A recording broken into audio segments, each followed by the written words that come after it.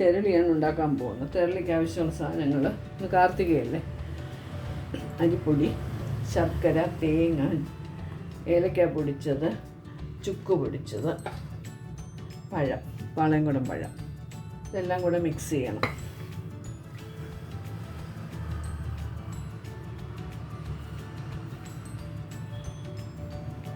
ഒരു 6 സ്പൂൺ മാവെടുക്കുകയാണ്.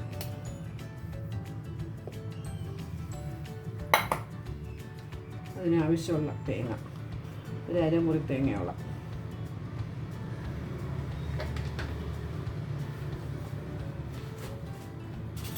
ശർക്കര ഒരു 3 തവി,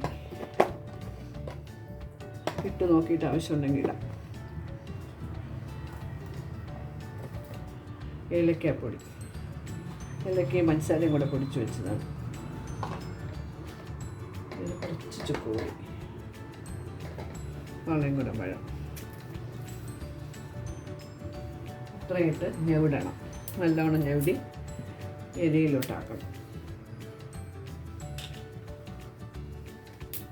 ഒരു 3 പഴം എടുക്കാനുണ്ട്.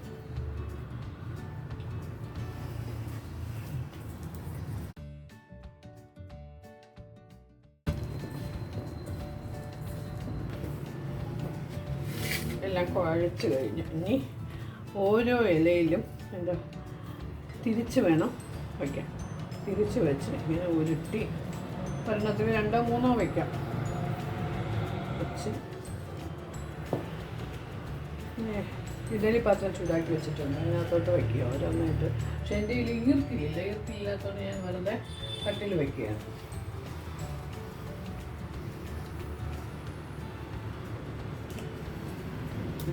വീണ്ടും വീണ്ടും വയ്ക്കാം.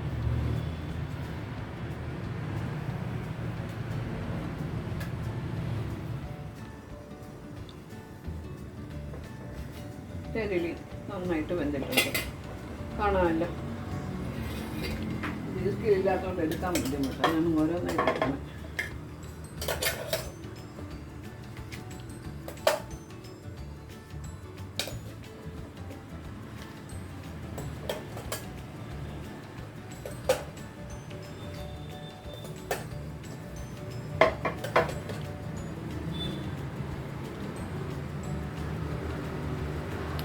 തെരളി റെഡിയായി.